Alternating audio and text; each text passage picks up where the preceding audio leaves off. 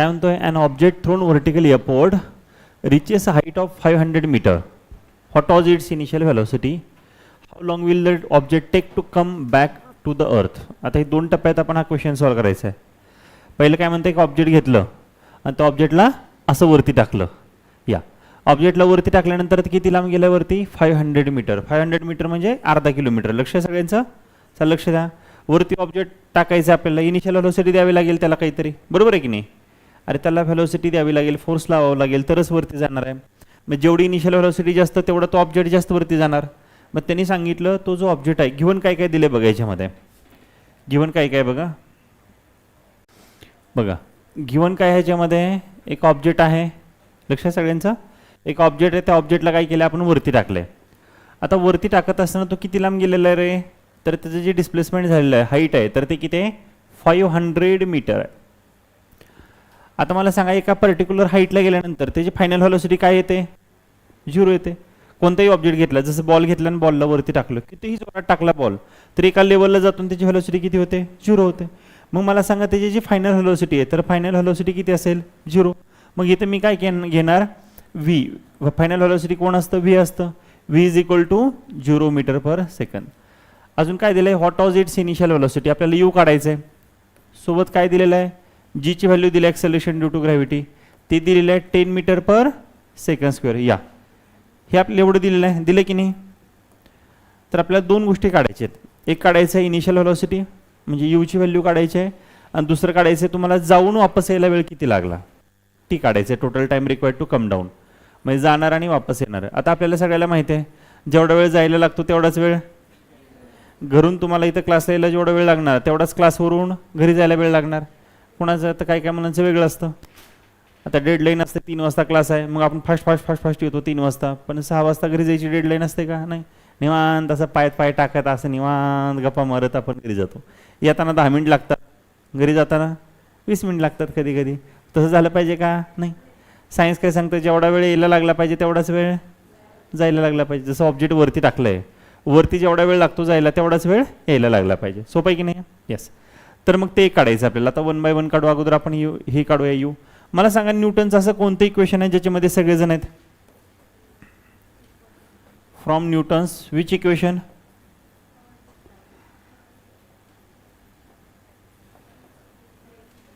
न्यूटनचं असं कोणतं इक्वेशन आहे ज्याच्यामध्ये एस पण आहे, यू पण आहे, व्ही आहे आणि जी आहे.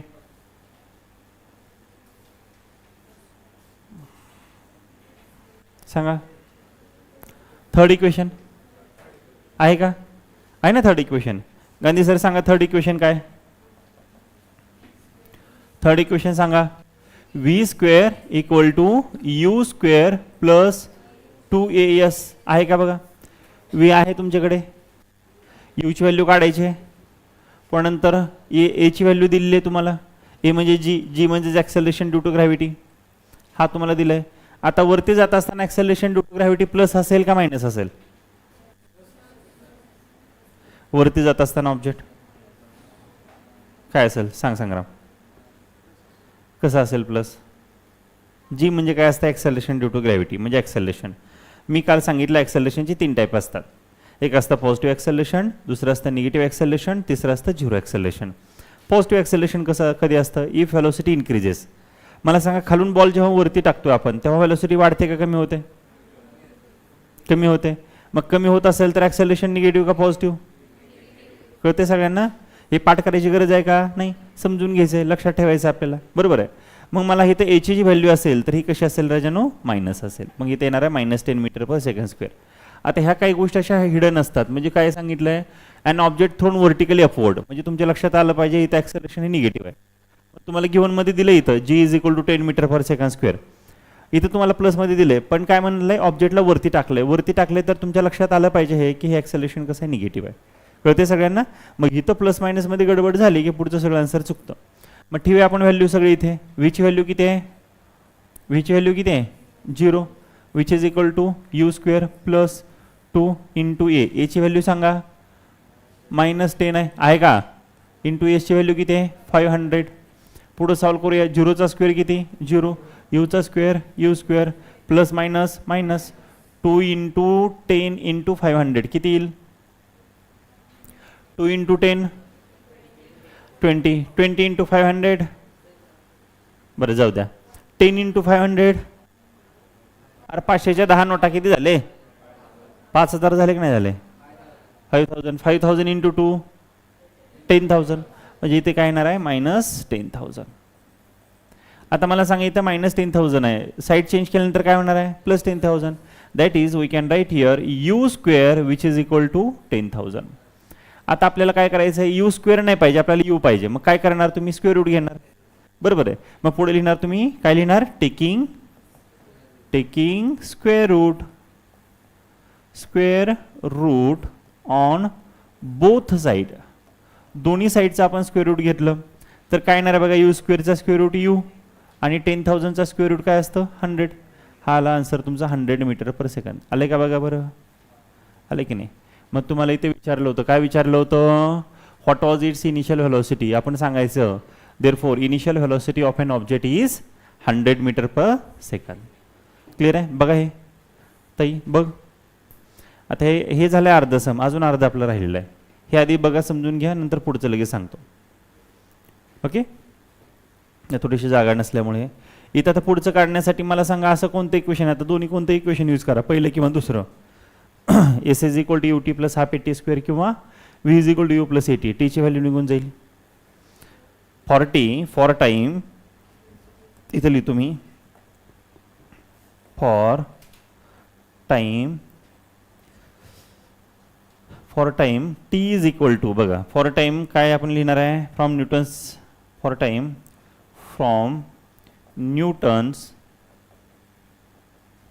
First equation of motion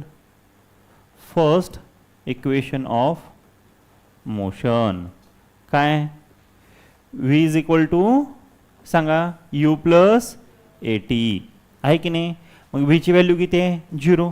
u ची व्हॅल्यू किती आहे? 100, बरोबर आहे. प्लस a ची व्हॅल्यू किती आहे? -10 इंटू टाईम काय? t. हा आपल्याला काढायचा आहे. पुढे आपण याला सॉल्व केलं, इकडे सॉल्व करूया. 100 बघा, -10 इंटू टी, इथे काय येणार आहे? 0 is equal to 100 minus 10t. आता -10t इकडे आले काय झाला? +10t which is equal to 100. आता t इज इक्वल टू काय येणार आहे पुढं? 100 डिवायडेड बाय 10. आता 100 डिवाइड बाय 10 किती आलं? 10 आलं. 10 सेकंद. हा झाला टायमिंग. हा टाइम झाला वरती जाण्यासाठी 10 सेकंद. आता वरती जाण्यासाठी 10 सेकंद, खाली जाण्यासाठी किती? सेम टायमिंग लागणार 10 सेकंद. मग जातानाचा 10 सेकंद आणि येतानाचा 10 सेकंद किती झाला? 20 सेकंद. आहे का बघ आन्सर तुमचं? 20 सेकंद आहे की नाही? मग खाली तुम्ही लिहिणार द टाइम रिक्वायर्ड. इथं काय दिलं? How long will the object take to come back to the earth. तर तुम्ही लिहिणार 20 second will the object take to come back to the earth. हे खाली शेवटी आन्सर म्हणून लिहिणार. ओके, हे समजून घ्या, रीड करा, हे सगळं व्यवस्थित रीड करा. नाही समजेल ते मला विचारा. ओके, चल बघा, लक्ष द्या, एकदा एक्सप्लेन करतो. A ball falls off a table and reaches the ground in 1 second. Assuming g is equal to 10 meter per second square, calculate its speed on reaching the ground and the height of the table. एक table आहे, लक्ष आहे सगळ्यांचं? इकडे बघा, वरती बघा, नंतर अजून लिहून घ्या. एक टेबल आहे असा आणि त्या टेबलवरती बॉल आहे इथे. हा, तर हा बॉल काय करतोय? टेबलवरून खाली पडतोय. आता वरून खाली पडण्यासाठी त्याला जो वेळ लागलाय, जो टाइम आहे, तर तो लागलाय 1 सेकंद. कळलं? एक टेबल आहे, टेबलवरून बॉल तुम्ही सोडलाय, तो खाली पडण्यासाठी वेळ किती लागलाय? 1 सेकंद, 1 सेकंद. दुसरं अजून काय सांगितलंय? त्याचं आपल्याला काय काढायचं? दुसरं काहीच नाही दिलं, जी दिलंय आणि तुम्हाला काय करायचं आहे? त्या टेबलची हाईट काढायची आहे आणि खाली पडत असताना त्याची व्हेलॉसिटी काय असेल ते फाइंड आउट करायचं आहे. पडताना इकडे बघा बडे सर, बॉल घेतला, लक्षात सगळ्यांचं? बॉल एका टेबलवरून आपण त्याला खाली पाडला, खाली पडण्यासाठी वेळ किती लागतोय? 1 सेकंद. ओके, आता मला सांगा, इथून जेव्हा मी बॉल सोडणार आहे टेबलवरून, तेव्हा त्याची इनिशियल व्हेलॉसिटी किती असेल? 0. म्हणजे हे हिडन आहे त्याच्यामध्ये. कळते सगळ्यांना? कळते नाही कळतंय? अशा गोष्टी तुम्हाला कळायला पाहिजे. इथं मग मी चालू केलेलं ह्याला गिवन. पहिलं तर लिहिलं मी e is equal to 0 metre per second. आता तुम्ही म्हणणार सर ते कुठे दिले सांगा, दाखवा. इथं मी काय दाखवणार? A ball falls off a table and reaches the ground. म्हणजे बॉल टेबलवरून खाली पडतोय, तर पडत असताना स्टार्टिंगची व्हेलॉसिटी आहे, जसं गाडी तुम्ही स्टार्ट करताय, स्टार्टिंगची व्हेलॉसिटी किती आहे? 0 आहे. काही जण खाली बघतायत, माझ्याकडे लक्ष द्या. 0 आहे. ओके, तर मग मी इथे लिहिलं AV is equal to 0 metre per second. दुसरं त्यांनी दिले जीची व्हॅल्यू. आता मला सांगा खाली पडत असताना जो ॲक्सेलरेशन ड्यू टू ग्रॅव्हिटी आहे, तर स्पीड वाढते का कमी होते? वाढते. बॉल खाली पडत असताना स्पीड काय होते? वाढते. मग स्पीड खाली वाढत असल्यानंतर जे ॲक्सेलरेशन आहे हे कोणतं ॲक्सेलरेशन आहे? Positive acceleration. म्हणून मी इथं काय लिहिणार? Positive acceleration. That is A is equal to plus G which is equal to 10 metre per second square. त्यानंतर अजून काय दिलं रे तुम्हाला? टाईम दिलाय. खाली पडत असताना किती लागला? 1 सेकंद लागला. तर तुम्हाला V काढता येईल की नाही? कोणतं इक्वेशन यूज करणार न्यूटनचं? यस, ज्याच्यामध्ये U आहे, A आहे, T आणि V आहे. असं कोणतं इक्वेशन आहे? फर्स्ट इक्वेशन आहे. मग मी लिहू इथे लिहू from Newton's first equation of motion. काय रे न्यूटनचं first equation of motion? V is equal to U plus AT. सगळ्याला सॉल्व करता येईल का नाही? चला, V is equal to U ची व्हॅल्यू किती आहे? 0 प्लस A ची व्हॅल्यू किती आहे? 10. T चं किती आहे? 1. So V is equal to 0 plus 10 into 1 10 किती झालं? 10 मीटर पर सेकंद. किती सोपं आहे? अरे आहे का नाही सोपं? अजून काय विचारलंय? व्हॉट इज द हाईट, म्हणजे काय? डिस्प्लेसमेंट. तो बॉल जो आपण टेबलवरून खाली टाकला आपण, तर तो खाली पडत असताना त्यानं जेवढं डिस्प्लेसमेंट ट्रॅव्हल केलेलं आहे, जे डिस्टन्स ट्रॅव्हल केलेलं आहे, तर ते काय असेल? हाईट ऑफ द टेबल असेल.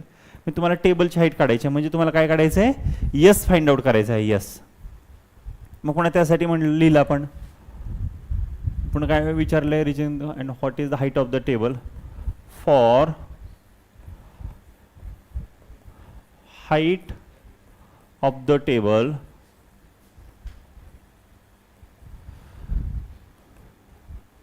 किंवा फ्रॉम न्यूटन्स लॉ ऑफ कोणतं इक्वेशन रे न्यूटनचं? फ्रॉम न्यूटन्स कोणतं इक्वेशन घेता ज्याच्यामध्ये यस असेल? सेकंड घ्या. फ्रॉम न्यूटन्स सेकंड, थर्ड पण घेऊ शकता, सेकंड पण घेऊ शकता. Second equation of motion. काय रे second equation of motion? S, s is equal to UT plus half AT चा square. So s is equal to U ची value 0 into T 1, that is हाफला हाफ लिहिलं, into A ची value 10 आहे आणि T ची व्हॅल्यू किती आहे? 1 आहे. 1 चा स्क्वेअर. पुढे सॉल्व केलं 0 इंटू 1 0, हाफला आपण हाफ लिहूया, इंटू 10 10 इंटू 1 चा स्क्वेअर किती? 1. अरे 1 चा स्क्वेअर किती? 1. 1 into 10 10. So 1 into 10. So 10 upon 2 किती आला? 5. सो हे जे हाईट आहे त्याची, तर ती किती आली? 5. हाईट कशामध्ये असते रे? मीटरमध्ये. हाईट म्हणजे डिस्टन्स आहे. हे डिस्टन्स कशात असतं? मीटरमध्ये. आता आपल्याकडे काही नमुने असे असतात बघा, तुमच्यापैकी पण काय असतील? प्लस T लिहायचं आहे, प्लस T असं लिहितात. प्लस कोणता आणि T कोणता तीच कळत नाही. टीला पण असंच लिहायचं आणि प्लसला पण असंच लिहायचं. आहेत का नाही? मग आता इथं तुम्हाला प्लस T लिहायची गरज पडली, बरोबर आहे? इथं T प्लस लिहिलंय. आता बरेच जण प्लसला पण असंच लिहितात, टीला पण असंच लिहितात. तुमचा T आणि प्लस हा दोघं जण असं डिस्टिंग्विश तुम्हाला करता आला पाहिजे. आता 5 सेकंद लिहायचं आहे. 5 सेकंद घे, 5 सेकंद. बरेच जण असं करतात 5 सेकंद. आता मग काय शिक्षकांना काय इमॅजिन करायचं? काय आता 5 कुठला? का 55 का डबल एस आहे ना? मग तुम्हाला 5 कोणता आणि 6 कोणता? जसं 5 तुम्ही काढताय तर असं वेगळं काढा. सेकंद लिहित असताना आतमध्ये स्पेस द्या. ठीक आहे. प्लस T आणि 5 सेकंद ह्या दोघांमधला डिफरन्स ॲटलिस्ट तुम्हाला तर कळायला पाहिजे, जेणेकरून शिक्षकांना कळेल. नाही तर तुम्ही शिक्षकांच्या जीवावर सोडले, शिक्षक डायरेक्ट टिंग टिंग टिंग टिंग करून टाकतात. मग घरी जाऊन तुम्ही सांगणार मी तर पेपर लिहिला होता, सरांनीच मार्क मला दिले नाहीत. सर मुद्दामूनच असं करतात. असं कोणी मुद्दामून करत नाही. तुम्ही लिहिताना ॲटलिस्ट तुमचं तुम्हाला तर एक्सप्लेन करता आलं पाहिजे. कळतंय सगळ्यांना? बघा सोपं आहे. आणि शेवटी आन्सर म्हणून लिहायचं असतं इथं. असं आन्सर म्हणून लिहायचं. काय विचारलं होतं आपल्याला? काय विचारलं होतं इथं? What is it speed on reaching the ground. तर तुम्ही लिहायचं the speed on reaching the ground is किती आहे? 10 मीटर पर सेकंद असं लिहायचं आहे. आणि दुसरं काय लिहिणार तुम्ही? That is height of the table is 5 metre. हे सगळं लिहायचं आहे. लिहा चला. काय करता येईल कॅल्क्युलेशन? आधी सगळी पॉवर काढा. पॉवर सगळे एका साईडला घ्यायचं आहे. लक्षात सगळ्यांचं? चला. तर कसं असणार याला? मग इथे लिहिणार आपण 6.7 इंटू लिहिणार 6 इंटू लिहिणार 7.4. हे सगळे एका साईडला पॉवर घ्या. बघा 24 प्लस 22 किती झालं? ही जी 10⁻24 इंटू 10⁻22, तर आपल्याला माहिती आहे पॉवरचा हा जो formula a raise to m into a raise to n, तर हा काय फॉर्म्युला असतो a raise to m plus n. आठवते सगळ्यांना. मग आता 10⁻24 इंटू 10⁻22 किती झाला? 46. 46 मायनस 11 किती झाला? 46 मायनस 11 10 किती झाला? 35 प्लस 35. आता पुढे आपण काय केलं बघा, divided by as it is. आता तुम्हाला हा फॉर्म्युला माहिती आहे ए इंटू बी ब्रॅकेटचा स्क्वेअर. काय फॉर्म्युला असतो? एचा स्क्वेअर इंटू बीचा स्क्वेअर. अरे असतो का नसतो? मल्टिप्लाय. म्हणजे हा जो स्क्वेअर आहे तर 3.84चा पण स्क्वेअर आहे आणि 10⁻8 पॉवर 2 त्याचा पण, म्हणजे 10⁻8 त्याचा पण स्क्वेअर आहे. मग मला सांगा स्क्वेअर म्हणजे काय असतं? त्या नंबरला त्या नंबरनं मल्टिप्लाय करा. मग 3.84चा स्क्वेअर म्हणजेच काय? 3.84 इंटू 3.84 बरोबर आहे, इंटू 10⁻8 म्हणजेच काय? A raise to m raise to n. काय फॉर्म्युला रे? A raise to m n. म्हणजे 10⁻8 म्हणजे 8 इंटू 2 किती झाला? 16. म्हणजे खाली तुम्ही काय लिहिणार? 10⁻. आता असे 2-3 फॉर्म्युले तुम्हाला बेसिक माहिती असलं गरजेचं आहे, जे आता मी तुम्हाला सांगितलं. ही माहिती असेल तर हे कॅल्क्युलेशन कसं चालू आहे हे कळतं. किंवा पुढं आता मी जरी आता सॉल्व करून दिलं नंतर तुम्हाला घरी जाऊन सॉल्व करायचं आहे तर बेसिक फॉर्म्युले माहिती असतील तर कॅल्क्युलेशन येतं, नाही तर कॅल्क्युलेशनच येत नाही. आणि खूप सोपं आहे. मग हे पुढे कॅल्क्युलेशन केलं आपण. चला 6 ने 6.7ला मल्टिप्लाय करा, 7.4ला मल्टिप्लाय करा, याला मल्टिप्लाय करा. काय आन्सर येतं बघा. बघा बरं करून लगेच. सगळ्यांचे हे आलंय का बघा बरं. 297.48 आलंय का सगळ्यांचं वरचं? बघा बरं करून. 297.48. आता इंटू 10⁻35 आणि हा 10⁻16 वरती गेला 10⁻−16. सो 35 - 16 किती? 35 - 16 किती? अरे 19. किती विचार करता रे, किती गरीब आहे तुम्ही. अरे 35 - 16. अरे लय गरीब आहे. 19 डिवायडेड बाय किती आता बघा. आता 3.84 इंटू 3.84 करा बरं. 3.84 इंटू 3.84 किती येतं? 16. आले का सगळ्यांचं हे? 14.74. अरे आले का? हे आले का सगळ्यांचं? 14.74 इथपर्यंत आले सगळ्यांचं? यस आलं असेल बघा. आता माझ्याकडे लक्ष द्या. आता मी याला कसं लक्ष द्या, ॲडजस्ट करणं चालू आहे आता इथं.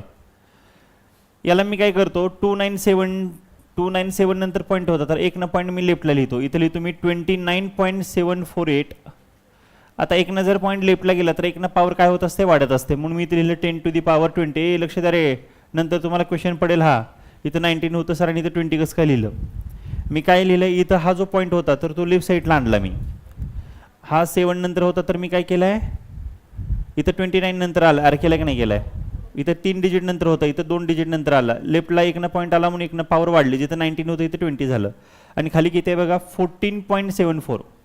आता व्यवस्थित ह्याच्याकडे ऑब्झर्व करा जरा मोठ्या मनाने.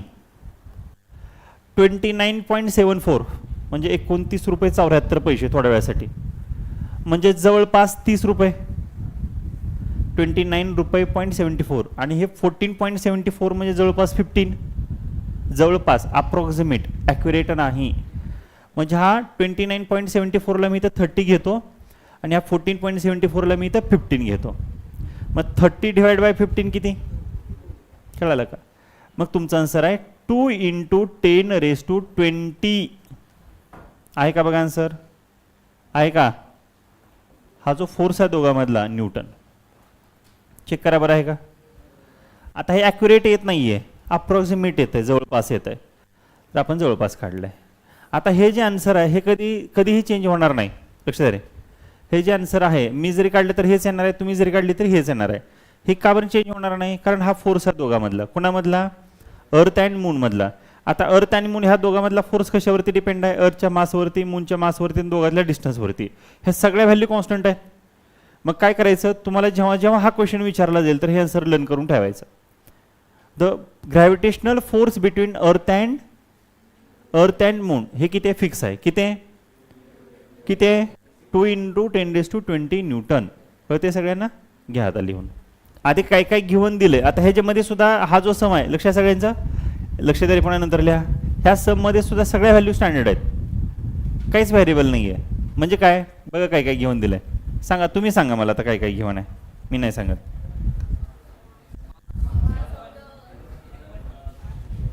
काय दिलेलं आहे गिव्हनमध्ये? मास ऑफ द अर्थ, ह्याला म्हणलं मी M1 सपोज. किती आहे हे कॉन्स्टंट आहे माहिती आहे आपल्याला, 6 × 10⁻24 kilogram kg. The distance between earth and sun, हे कोण बदलू शकतं का? लोगर सर. आपण ढकलून बदलू शकतो का अर्थला? राग आली, भुकी घातली अर्थला, गेली अर्थ लांब निघून, असं आहे का? नाही. मग ह्या दोघांमधले जे डिस्टन्स आहे हे डिस्टन्स सुद्धा फिक्स आहे. किती आहे रे? 1.5 × 10⁻11 मीटर, हे फिक्स आहे. त्यानंतर इफ द ग्रॅव्हिटेशनल फोर्स, ह्या दोघांमधला फोर्स सुद्धा फिक्स आहे. किती आहे? 3.5 × 10⁻22 न्यूटन. मग अशी किती फोर्स काढला होता आपण अर्थ अँड मून मधला? 2 × 10⁻20 न्यूटन. मग अशी नाही का आत्ता थोड्या वेळापूर्वी. त्यानंतर अजून काय दिलेलं आहे व्हॅल्यू रे? What is the mass of the sun, म्हणजे तुम्हाला काय काढायचं आहे? मास ऑफ द सन, म्हणजे M2 तुम्हाला फाइंड आउट करायचं आहे. आणि ऑब्विसली कॅपिटल G तुम्हाला दिलेलं आहे 6.7 × 10⁻11 न्यूटन मीटर स्क्वेअर पर kg स्क्वेअर, है ना? हे तुम्हाला दिलेलं आहे, न्यूटन मीटर स्क्वेअर पर kg स्क्वेअर, हे तुम्हाला दिले. आता आपल्याला काढायचं आहे काय? M2 काढायचं आहे. Same formula, same formula. मग तुम्ही दिलं from Newton's universal law of gravitation, universal law of gravitation. काय युनिव्हर्सल लॉ ऑफ ग्रॅव्हिटेशन आहे रे? सांगा बरं मला. हां, F is equal to capital G M1 M2 upon D square. इथं डीच लिहिले ना आपण, हां D स्क्वेअर. आता तुमच्याकडे F आहे, G आहे, M1 आहे, D स्क्वेअर D आहे, तर M2 काढायचं आहे. मग आता काय करणार? M2चा फॉर्म्युला तयार करा. आता M2ला जे जे मल्टिप्लाय ते Fला काय होणार? डिवाइड होणार. आणि M2ला जे जे डिवाइड इकडे जाऊन काय होणार? मल्टिप्लाय होणार. मग देअरफॉर तुम्ही लिहिलं इथं, दॅट इज काय लिहिणार? M2 इज इक्वल टू, बघा आता हा D स्क्वेअर डिवाइड होता, इकडे गेलं काय झाला? Fला मल्टिप्लाय झाला, that is F × D square divided by हा M2, हा M2ला G आणि M1 मल्टिप्लाय होतं, इकडे आले काय झालं? डिवाइड, दॅट इज G × काय होणार? हा डिवाइड बाय G M1. आता व्हॅल्यू सबस्टिट्यूट करायची फक्त आपल्याला, करता येतील? व्हॅल्यू सबस्टिट्यूट करता येतील ना आपल्याला? चलो करू फिर. कसं करणार आपण व्हॅल्यू सबस्टिट्यूट? तर असं करणार, therefore M2 is equal to, F ची व्हॅल्यू दिली आहे 3.5 × 10⁻, किती रे? 22. कुठे आहे? हां 22 न्यूटन इंटू D. D ची व्हॅल्यू किती आहे? डिस्टन्स दोघातलं दिलेलं होतं इथं D 1.5 × 10⁻11 डिवायडेड, ह्याचा स्क्वेअर आहे ना? हां ह्याचा स्क्वेअर करायचा आपल्याला, डिवायडेड बाय काय आपला G 6.7 × 10⁻11 M1 मास 6 × 10⁻24. सगळी व्हॅल्यू आता मगासारखं मी जर सांगितलं ती पॉवर काढून घ्या. पॉवर काढून घेताना आपण लिहिणार इकडे मग 3.5 ॲज इट इज लिहिलं. आता इकडे 1.5 ह्याचा पण स्क्वेअर आणि ह्याचा पण स्क्वेअर करायचा आहे. 1.5चा स्क्वेअर किती येणार? 2.25. हे माहिती आहे ना तुम्हाला, हे बेसिक आहे. 1.5चा स्क्वेअर तर करतो 2.25 इंटू, आता ही पॉवर मी सेपरेट लिहितो 10⁻22 इंटू 10⁻11⁻2 किती झाला? A⁻m⁻n A⁻mn म्हणजे 11 × 2 किती झाला? 22. 10⁻22 डिवायडेड बाय इथं काय येणार आहे? हा 6.7 इंटू 6. आता बघा 10⁻m × A⁻n असतं, दॅट इज 24 - 11. 24 - 11 किती? 10⁻, अरे 24 - 11 कशी बघते रे? अरे 24 मधून 11 गेले. थँक्यू, मी घाबरलो की रे. हां आता पुढे काय करणार? 3.5 न 2.25 ला मल्टिप्लाय करा, 6.7 न 6 ला मल्टिप्लाय करा, पण ह्या दोघांची ॲडिशन करा. 22 + 22 22 + 22 44. हा वरती जाऊन मायनस होणार. 44 - 13 झाले, पडले हँग अजून. अरे 44 - 13 अरे पालकांनी जर असलं बघितलं तुमचं तर पालक येडे होतील. काय पोरांना काही ना. 44 मायनस 13. हां थँक्यू 31. मग करा पुढे कॅल्क्युलेशन. काय 3.5 इंटू 2.25. चलो करू पट पट पटापट. इथं करूया आपण 2.25 into 3.5. 5 5 is 25. 5 2 jar 10 plus 2 12. 5 2 jar plus 2 12. 5 3 jar 15. Carry 1. 3 2 जार 6. 6 हा 7 हा 6. 5 2 5 7 2 5 7 7 2 3 7.775. 7.775. आणि हे किती आलं तर 10 रेज टू किती आलं तर हे 44 मायनस 33 31. आणि खालचं किती आलेलं आहे रे. हे किती आलं तर कॅल्क्युलेशन 6.7 इंटू 6. 6 7 जार 6 7 जार 40.2. 40.2 हे आले का सगळ्यांचं इथपर्यंत. बघा बरं आले का. यालाच तुम्ही असं लिहू शकता मगासारखं. एकनं काय करा पॉईंट राईटला घ्या. एकनं पॉईंट राईटला घेतलं की पॉवर एकनं काय होणार मायनस होणार. म्हणजे यालाच तुम्ही असं लिहू शकता 77.75 divided by 40.2 into 10 raise to 30. करून बघा कॅल्क्युलेशन.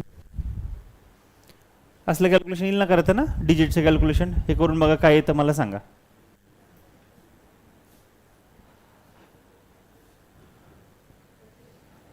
$77.75ला 40.2 डिवाइड करायचं आहे. 77.75ला 40.2 डिवाइड करायचं. पहिलं 1 डिवाइड जाईल बरोबर आहे. पहिलं 1 जाईल.